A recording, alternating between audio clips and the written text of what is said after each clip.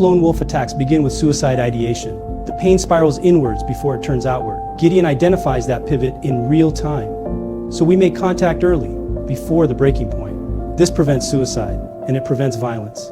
This is GIDEON.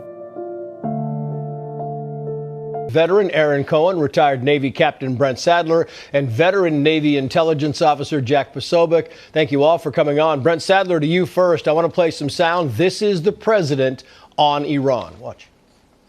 If they join us, that'll be great. If they don't join us, that'll be great too. But it'll be a very different path. They cannot continue to threaten the stability of the entire region, and they must make a deal. If it doesn't happen, it doesn't happen. But bad things will happen if it doesn't.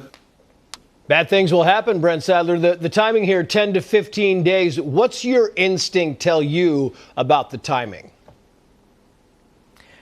Instincts probably would be sooner and highly likely to catch the Iranians off guard.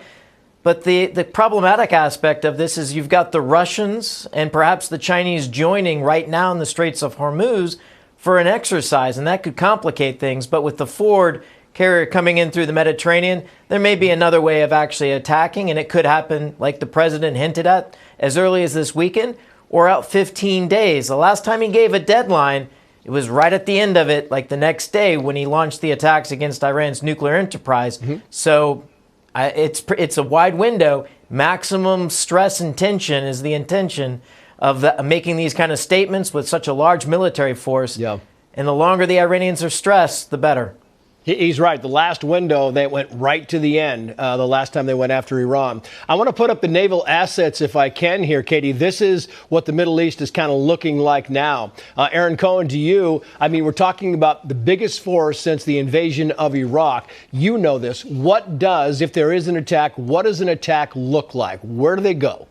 So, Trace, this is what matters to me operationally when I look at this right now. You've got the carrier strike groups, which gives the United States sustained air dominance. No other country in the world has this capability. You've got the B-52 long-range bombers, which gives them that penetration capability. You've got the Patriots for missile defense against those IRGC missiles that we saw getting lobbed into Israel during that 12-day session. And then you've got the intelligence, surveillance and reconnaissance drones, which allows the United States, which I believe they're probably already doing right now, they are mapping Iran like crazy. Right.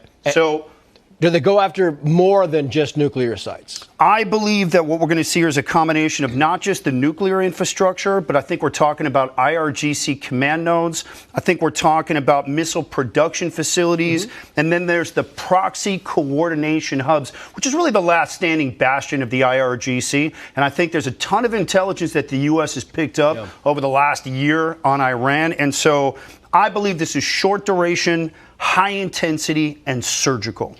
Jack Posobiec, to you, I know you don't support United States regime change in there. What if the Iranian people rise up? What do you think about aftermath? Well, look, that's the real question, isn't it, Trace? You know, I had the honor to be with the president, travel with him to the border peace today, then down to Georgia, was there on Air Force One as well. President unequivocal, he wants to see a deal in place. Whether or not the red lines get passed, that's really going to be his decision point in the next 10 days. Or potentially what we could see is a limited strike and then go back to the deal table. And then if they don't make a deal, more strikes. So you might see this go back and forth. For the people rise up against Iran, of course, there's a lot of different scenarios where that can play out. When you see one of these regime change or really a regime collapse situation, that could turn into a quagmire, that could turn into a lot of things very quickly. Yeah. Meantime, you had Ben Shapiro saying this about Iran's potential response. Watch. Let's be clear. While Iran has a ballistic missile arsenal that's capable of hitting U.S. bases in the region, the suggestion that tens of thousands of Americans will die or thousands of Americans will die in Iranian counterstrikes is false. It is not true. Iran does not have that sort of overwhelming capacity. I mean, we've learned a lot, Brent Sadler, about Iran over the past couple of years. We know they've got lots of ballistic missiles. We know they don't have an air force, period. No, I mean, their military capabilities, their ability to exercise threats through their proxies, and even their terroristic groups, small elements all over the world, are also been set back thanks to the last couple of years of the success of the IDF and, of course, President Trump's strikes against Iran's nuclear enterprise last summer.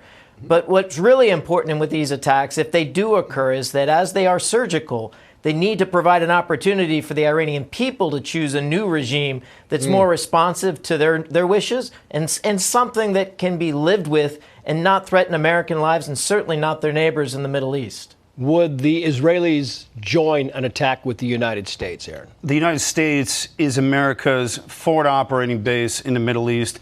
It has been going back to the beginning in 1948. Any nugget of operational intelligence, which Israel's mapped out significantly over the last 20 years, which we saw with all the special operations and the pager operation, all of that will be shared. I wouldn't be surprised if the trip with Bibi coming over here a week ago was a quiet briefing, which, you know, we say in Israel, lo kidala daber al ze b'telephone. There's certain things we don't talk about on the phone, so it may have been an update in a briefing. Israel will share every nugget of that intel. It's a great point. Do you trust, Jack Posobiec, Iran to live up to any no-nuke pledge?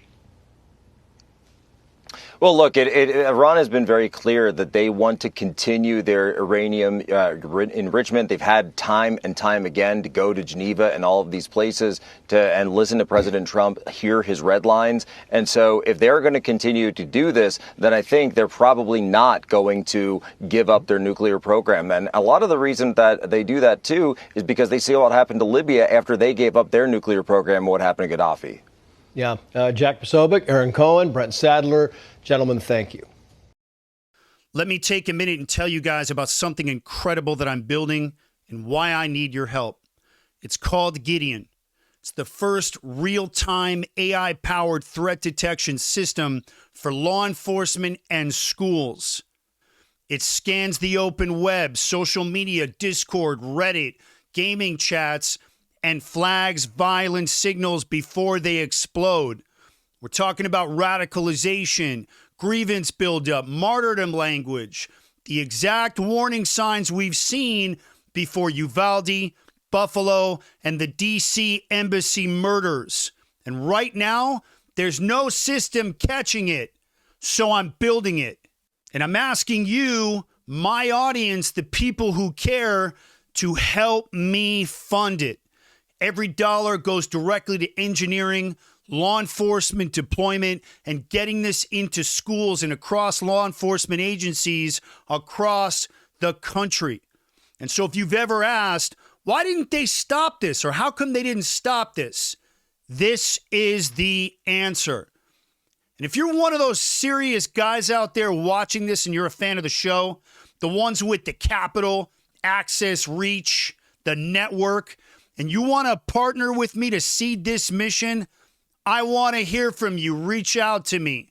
Click the link below and reach out directly if you're one of the big dogs.